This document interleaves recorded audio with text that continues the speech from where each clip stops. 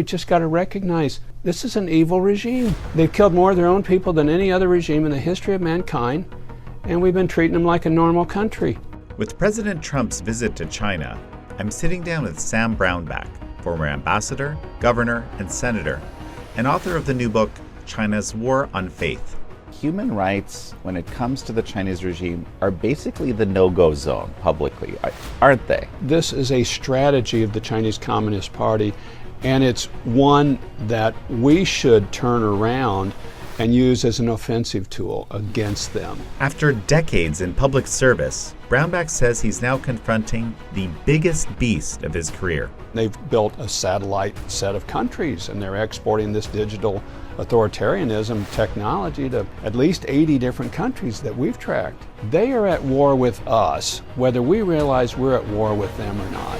This is American Thought Leaders, and I'm Yanya Kellick. Sam Brownback, such a pleasure to have you on American Thought Leaders. Thanks, Sean. It's great to be back with you. And I always enjoy our conversations and how we look at the world and some of the huge dangers in the world today.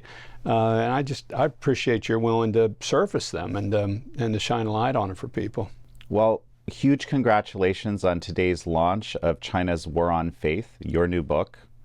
Before we go talking about it, let's talk about the visit of President Trump to China, meeting with Xi Jinping. Basically, human rights, when it comes to the Chinese regime, are basically the no-go zone publicly, aren't they? They really are. Yeah. I mean, they want to raise Taiwan all the time, but you're kind of going, okay, we'll let you raise Taiwan. We want to talk about Tibet and East Turkestan then. Taiwan, you're saying you own that. Well, you don't own these other guys then. Well, no, you can't raise those issues. You can't talk about any of those issues, and you can't talk about Tibetan Buddhism, and you can't talk about how we're treating the Uyghurs. So, it's all duplicity on their part, and I think we just got to recognize, look, this is an evil regime. They've killed more of their own people than any other regime in the history of mankind, and we've been treating them like a normal country. And I think we're not ready for the full square off right now, but these two systems are inevitably headed for that. You argue in the book that there are 3 genocides happening in China, which is a pretty significant thing to say. I happen to agree with you on exactly on this, actually, but why don't you lay out the argument for me? The three are the Uyghur genocide. It's primarily Muslim Uyghurs. They're kind of fine with the Uyghur culture, but they're not with Islam. It's the only country in the world I've been able to find you cannot name a child Muhammad. But that's one that's been publicly declared. But there's a genocide that's been going on in Tibet. Tibetan Buddhists, initially they slaughtered so many of the Tibetan Buddhists and the leaders, and now it's a cultural genocide, just really trying to rid the place of Buddhism, Tibetan Buddhism. They want to name the next Dalai Lama. The Chinese Communist Party, an officially atheistic group, wants to name the next official leader of Tibetan Buddhism, a faith, which is just galling and ironic at the same time. And then Falun Gong. They have decimated this group that got up by Chinese numbers to 90 million at one point in time, probably down 20 million. Who knows really what the actual number is? And on the most diabolical, barbaric ways of locking people up, throwing them in jail, forced organ harvesting, as you've written about. It's things. If somebody wrote about this and said it happened in the 15th century, you could kind of go, well, I can see that. But today, and it's happening. And that's why I say these are 3 genocides, because the intent is there to literally wipe out this group, this culture. Just to talk about that for a moment, right? You're using the word genocide very specifically according to its sort of original intent. This word is used flippantly these days. I mean, usually to describe significant amounts of death, but what you're talking about is something different. Well, I'm talking about the legal definition of it, where there is an intent to specifically wipe out or destroy a group of people. That's the official kind of the measure you're supposed to look at genocide. And you can see that in these 3 cases. There is a specific intent to destroy this group of people. And that's what's taking place, and that's why it fits the definition of having a third genocide. And it just bothers me no end that then we still kind of treat them as a normal country. I went to a movie last week, Hail Mary, and I'm not highly recommending the movie, but the lead pilot of the rocket, it's a sci-fi movie, has a Chinese Communist flag on his sleeve. And he's the lead pilot for this rocket, and it's kind of he's the good guy. And I'm going, what are you doing here?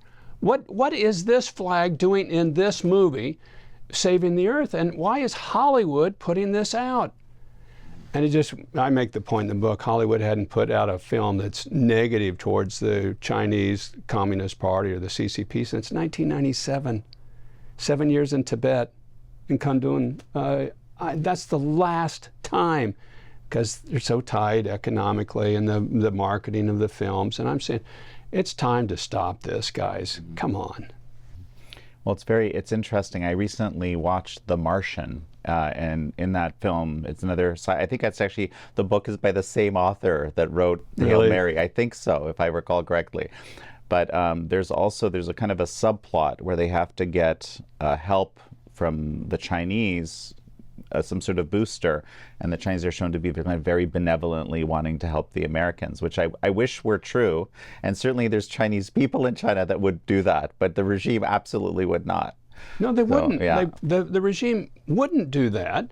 And I am for the Chinese people. I have an adopted Chinese daughter who I love dearly. I love the Chinese people. I love the Chinese culture. I do not like the Chinese Communist Party, nor what they've done to the Chinese people or the country. Most of the time, we're kind of pleading with the Chinese Communist Party, don't do this. Stop the organ. We're trying to shame them into something, or pleading with them not to do it. And from a kind of a position of weakness. And we ought to go in from a position of strength on this, saying this is illegitimate for a regime to contend for global leadership that does this to its own people.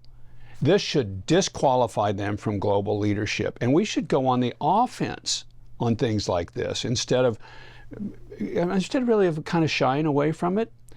And Ronald Reagan did this towards the Soviet Union. He would travel the country before he was ever president talking about the godless commies and what they were doing to the Jewish refuseniks. And he also made this point, which I think is the point we're at right now. They are at war with us, whether we realize we're at war with them or not. He said of the Soviet Union at the time. And it's the truth for us with the Chinese Communist Party. They are at war with us, whether we realize we're at war with them or not. And we should mount up. And we're always best when we stand on principles. And we stand on our basic principles. And one of them is religious freedom, that everybody's entitled to do with their own soul what they see fit. We should take that message directly to the Chinese Communist Party and say, you signed the original Declaration of the UN Declaration of Human Rights. This is a part of it. Stand by it. Do it. Or you forfeit your leadership in the world. You know, it's interesting that you say that, because Nina Shia, who you have a chapter in your book about as the advocate, she recently has a piece in the New York Post arguing exactly that. Let's take a page out of Reagan and take the principled position. Make sure you speak to the Chinese people, not just to the Chinese regime when you're there, Mr. President. Absolutely, absolutely. And I think ultimately, and when I say ultimately, within the next couple of years, you will see that happen. I don't know that you'll see it happen on this meeting, but I think you're going to see that happening, because you've just got these two giant systems against each other. And really the fight is between the CCP and Western civilization. Western civilization built on this Judeo-Christian ethic of every person is created in the image of God and is entitled to human dignity and its own choices. And the CCP, which is there's nothing higher than us. We are it. We are the ultimate authority over man. And which I say is almost a laughable concept. I mean, as flawed and failed and as deadly as this system has been to its own people, and it's the ultimate authority over mankind. But that's really the fight we're into. And my deep concern about this is that the digital surveillance systems and the digital police state that they can create and have created and spread to other dictators around the world, they've got tools available to them that no dictator has had available in the past. And they are very deft and good at this. This is the toughest adversary we've ever been up against. Sam, one quick sec. We're going to take a break. And folks, we're going to be right back. And we're back with Sam Brownback, author of China's War on Faith. You know, something just struck me, which I frankly hadn't thought of until I just heard you speaking. But, you know, of course, I've been talking about the value of some of these federal bills, like, for example, the Stop Forced Organ Harvesting Act and the Falun Gong Protection Act, now called the Falun Gong and Victims of Forced Organ Harvesting Protection Act on the Senate side. At the federal level, the value of these, that actually kind of curbing this a bit, the whole forced organ harvesting, and the value of these state level legislations, you know, not that basically insurance and Medicare, Medicaid can't pay for transplants in China. This is all good, but actually, in a way, right, this is actually, if the Congress decides to pass this, if more states decide to pass these laws, that's actually giving the president leverage, right? And I think the president and the administration is looking for more leverage against the CCP. I just hadn't thought of it that way, because I think that's the way. I think that's a good way to think about. They've built a bunch of leverage around against America, the critical minerals, rare earths, the medical precursors. I mean, some really serious things, and that's not it. You know, sort of deeply intertwined into the, global economy. If we go down, you're going to suffer too. All of that, right? Yeah, it is. Well, but this is another bit of leverage for the U.S. side potentially. Yeah. If you're getting me, if I'm a betting man and you're giving me their set of cards or the American set of cards, I'll take our set of cards and play in this. But we got to realize we're in this real fight, and we've got to fight it on principles, and we've got to go at them on these very basic principles. And I think what you're seeing kind of bubble up now organically in the country and in the Congress is that the nation is ahead of our elites on this. The people have already smelled this one out and said, these are bad guys. This is the second largest economy in the world that the CCP has, and they've built a satellite set of countries, and they're exporting this digital authoritarianism technology to at least 80 different countries that we've tracked. Okay, we have got to confront this in this type of integrated world that we're in today. The book is incredible, China's War on Faith. I found it to be, just kind of deeply riveting as I'm looking at these, some of them are testimonials of people who have overcome unbelievable adversity. One of the characters, I always not sure how to pronounce her name exactly right, but Murgal, yeah, right? So, I mean, what an unbelievable story. I mean, at so many levels. It is. Marigold Tursun, Uyghur woman. And really is kind of a classic case to study of what the Chinese did try and what they're doing now. So she's taken out of her homeland, Xinjiang, East Turkestan, when she's 10 years old, because she's very smart. She passes the top of the test. And so, okay, we're taking you to Guangzhou, thousands of miles away from your homeland, and we're going to educate you here. And she hated it, didn't want to do that. We're going to make you into a government apparatchik and send you back. And we're going to get all the Uyghur out of you. We're going to get all the Muslim out of you, and we're sending you back because you're a bright kid. Well, other Uyghurs that went with her, a couple of the girls at 12 years of age committed suicide, jumped out of the building. It's just, I don't want this. I don't want it. She survived it. Eventually gets further educated in Egypt, marries an Egyptian man, and they decide, you know what, she's just way too Muslim for us. And then she gets on the hit list. She has triplets. She goes back to China. They deceive her to come back. They take her triplets from her, kill one of her children. She was a nursing mother at the time. They kill one of her children. They beat her. They put her in prison multiple times. They have police, when she is out, they have police living in her home, sleeping in her bedroom with her. you just these horrible stories. And then to top it all off, this one just really amazes me. They said, okay, we're going to kill you. We've decided it's we're done. But you can pick the way. We can do forced injection with you, or we can shoot you. But you have to pay for each of the 3 bullets. We use 3 bullets to shoot people with. In this sort of just kind of mundane, okay, you get to pick which way you go. Now, if she picks the route of the injection, she doesn't have to pay for it, but they get all her organs. And she signs the paper that, okay, yeah, I'm giving my body to science. Or you can pay, and it's a pretty high price for the 3 bullets on top of it. You're just going, how does somebody even think of something like that? The rawness of it.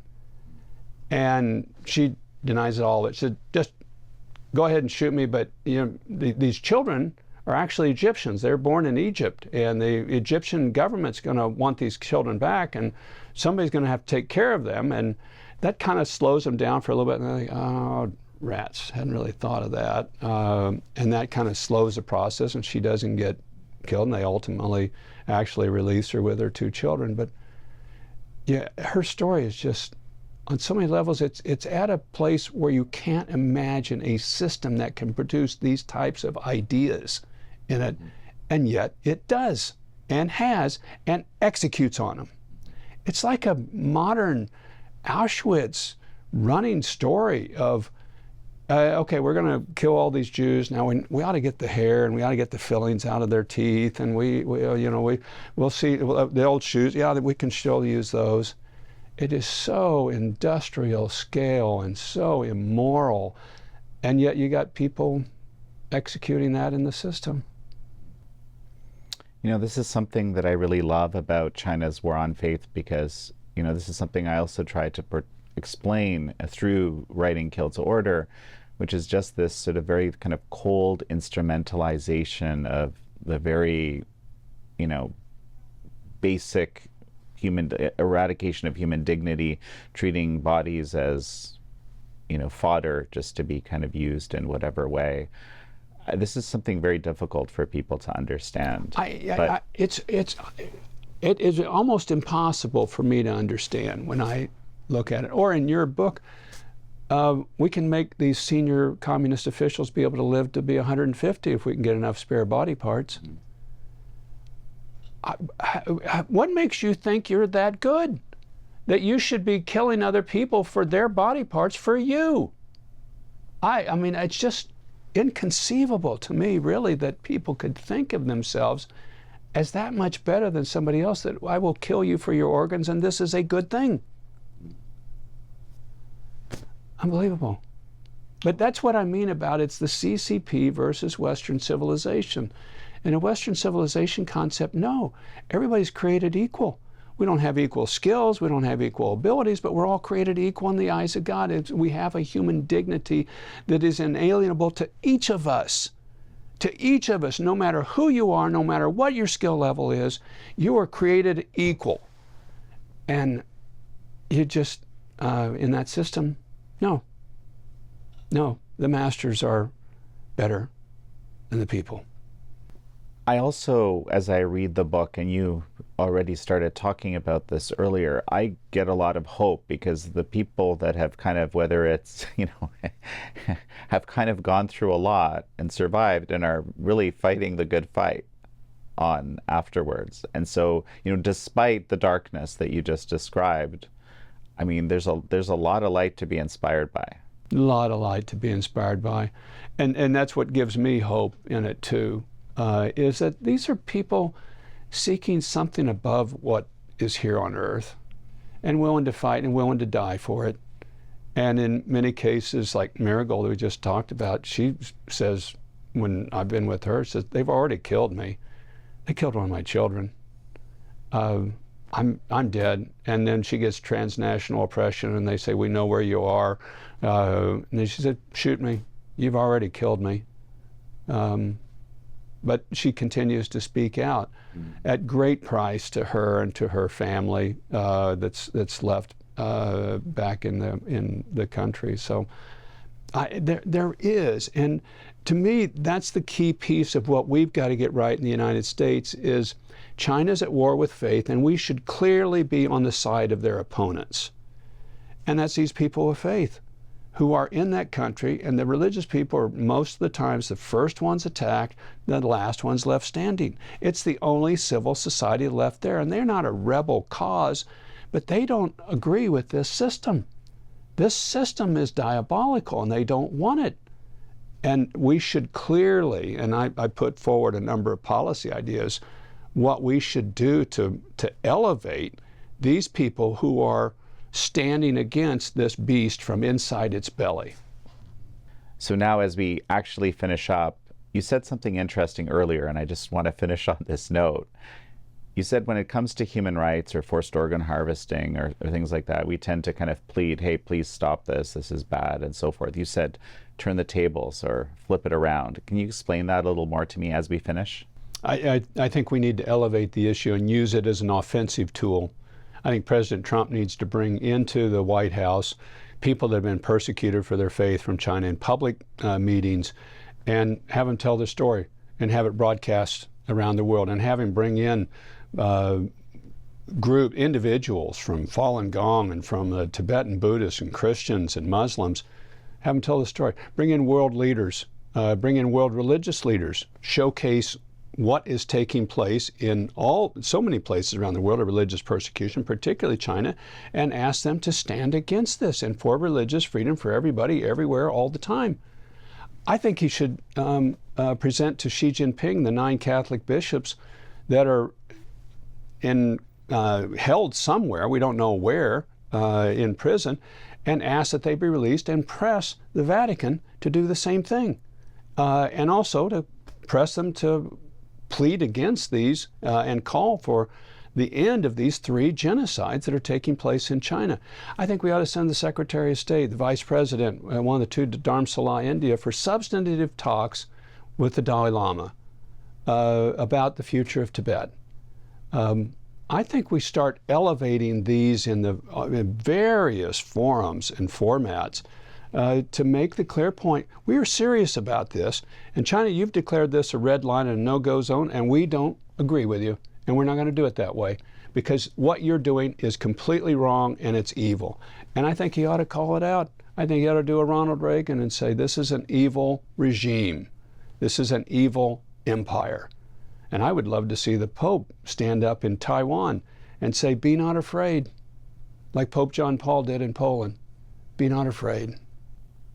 Well, Sam Brownback, it's such a pleasure to have had you on. My pleasure to be with you. Thank you all for joining Sam Brownback and me on this episode of American Thought Leaders. I'm your host, Jan Jekielek.